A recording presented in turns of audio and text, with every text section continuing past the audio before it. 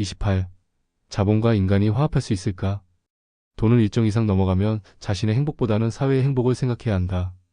일본에서 셀러리맨 펀드를 운용하는 사와카미 사장이 그리는 이상적인 부자의 모습이라고 합니다. 과연 이 나라에 가진 자들 중에서 이런 생각을 지니고 실천하는 사람이 얼마나 될까를 생각해보면 부러운 모습입니다. 언젠가 텔레비전에서 인천공항에 주차를 맡기면 어디 이상한 곳으로 차를 끌고 가서 주차시켜주고 돈을 받거나 그 와중에 사고가 발생하면 그마저도 모른 척하는 모습을 보면서 한 가지 생각이 들었었는데 그건 다름 아닌 정말이지 이 나라에 공평한 것이 있다면 그건 단 하나, 참으로 생각지도 못했던 부분까지 지독히도 철저하고 어디가 더하고 덜하고 할 것도 없이 구석구석 공평하게도 썩어 있구나 하는 것이었습니다. ROTC가 무엇인지 아십니까? 학군 사관 후보생? 그런 게 아닙니다. 리퍼블릭 오브 토털 커럽션. 총체적 부패 공화국. 그런데 이런 속 터지는 유머 또는 자괴감이 나온 게 근래 일이 아니라 이미 15년, 20년 전이라는 얘기입니다. 돌아보면 정말이지 이 사회가 제 정신을 가지고 살 수 있는 사회인가마저 의심하게 만드는 일이 한두 가지가 아닙니다. 인구가밀 국가의 특성이겠지만 우리나라 사람들의 부동산에 대한 애착은 유별납니다. 경찰이 사기범죄 피의자로 잡아온 사람을 이용하여 경매 물건을 싼 값에 낙찰받기도 하고 기업의 임원이라는 사람은 자기네 회사 공장을 세울 자리에 주변 사람 명의로 알박기를 하는 파렴치한 일도 버젓이 일어납니다. 대학 설립 목적이 교육이 아닌 주변 지역 개발에 따른 시세 차익을 노린 것이라는 얘기는 이미 했고 그런 면에서 대운하니 사대강인이 하는 것도 마찬가지입니다. 타워팰리스 60평에 사는 아이는 임대 아파트에 사는 아이와 친구로 지내면 부모에게 싫은 소리를 들어야 하는 반면 120평 펜트하우스에 사는 아이는 60평에 사는 친구를 집에 초대하려면 엄마 눈치가 보인다고 합니다. 세상이 어찌 굴러가고 있는지 허탈할 뿐입니다. 프랑스 대혁명의 시대를 살았던 마리 앙투아네트의 한마디는 가진 자들이 어떤 시각으로 세상을 바라보는지를 극명하게 표현했다고 하지만 이제는 그런 빈부의 차이가 귀족과 평민이 아니라 같은 평민 사이에서도 상대적 차별이 일상화되어 친구를 사귐에 있어서도 부모의 직업에 따라 그리고 아파트 평수에 따라 갈리는 블랙 코미디 같은 현상이 일상 다반사로 벌어집니다. 제가 가끔 하는 표현이 있습니다. 제가 만일 타짜인데 친구들하고 고스톱을 쳐서 제가 닿다면 어떻게 하겠냐? 하는 것입니다. 자본주의 사회에서 돈이란 것은 항상 아래에서 위로 흐르게 되어 있습니다. 그런 면에서 중국의 선부론이라든지 대기업의 선순환 구조라는 것은 빛, 좋은 개살구 같은 소리에 지나지 않습니다. 간단히 생각해도 가진 자가 물건을 만들어서 덜 가진 자가 이를 소비하고 이 돈은 다시 가진 자의 수중으로 들어가게 되는 것이지요. 때문에 만일 제가 돈을 다 땄다고 한다면 다시 이를 돌려줘야 한다는 것입니다. 그래야만 그 판이 계속 돌아갈 수 있는 것이고 그렇지 않으면 그 판은 끝나게 되는 것인데 경제라고 하는 판을 끝낼 수는 없는 노릇이고 또한 더 중요한 것은 어차피 그래봐야 그 돈은 다시 저에게로 돌아온다는 사실입니다.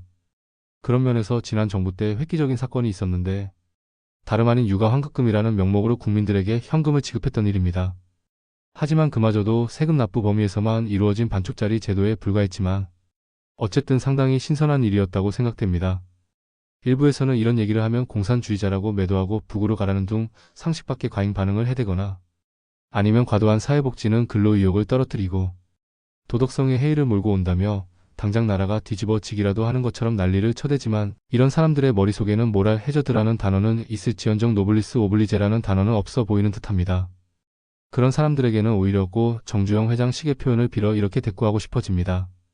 회복이나 했나요?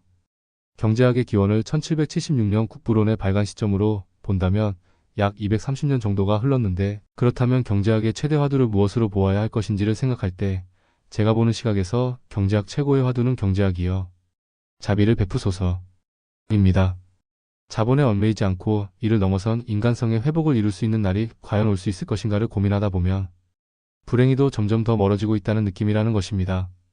조세희 선생의 난장이가 쏘아 올린 작은 공이라는 소설이 2006년에 출판 200세를 돌파했습니다. 한국 출판 사상 초유의 일이고 축하할 만한 일임에 분명한데 정작 작가의 한마디는 듣는 이의 가슴을 더욱 시리게 합니다. 이 책이 아직까지 읽힌다는 것은 불행한 일이다. 빌 게이츠나 워런 버핏이 앞서서 상속세 폐지를 반대하는 것이나 거액의 재산 기부를 보면서 부러워하는 이유는 다름 아니라 왜 우리나라에는 저런 철학을 가진 부자들이 없는가? 하는 것입니다.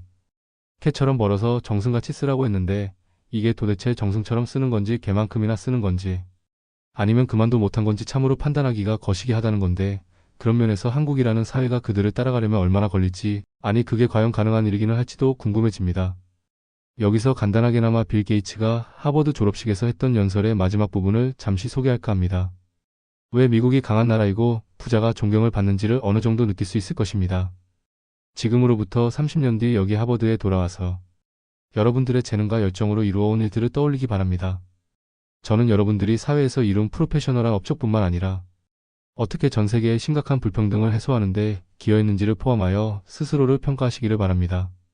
어떻게 인간성 외에는 아무것도 가지고 있지 않았던 타 지역의 사람들에게 여러분들이 기여했는지를 오래전부터 고민하던 화두 중에 하나가 바로 이러한 것입니다. 왜 서양 사람들은 저렇게 되는데 우리는 안 되는가? 그렇다면 서양 사람들은 성선설로 태어나고 우리는 성악설로 태어나는가? 하지만 생각 외로 답은 쉽게 나옵니다. 결코 그들의 인간성이 우리보다 좋아서가 아니라는 것이지요. 오히려 정의라는 것으로 따지자면 지구상에 대한민국 따라올 나라가 어디 있겠습니까? 답은 당연히 인간성의 문제가 아니라 시스템의 문제라는 것입니다. 미국의 기부 문화가 활성화되어 있는 것도 그렇게 하지 않으면 버티기 힘든 문화가 저변에 깔려 있는 것이고, 프랑스에서 입양 문화가 정착되어 있는 이유도 입양을 통해 정부로부터 받는 혜택이 막대하기 때문입니다. 앞서서 노벨상 얘기를 잠깐 언급했지만 그럼 왜 한국은 노벨상을 받지 못하느냐 하는 이유는 이 나라 기득권층이 그토록 자랑스러워하는 한국의 위상이라는 것이 노벨상을 수여하는 북유럽에서 보기에 신흥개발국이니 경제 기적을 이룬 나라니 하는 긍정적인 부분이 아니라 악명 높은 고아 수출국이라는 것이고, 그런 나라에 노벨상을 주는 자체가 그 권위를 스스로 저하시킨다는 것입니다.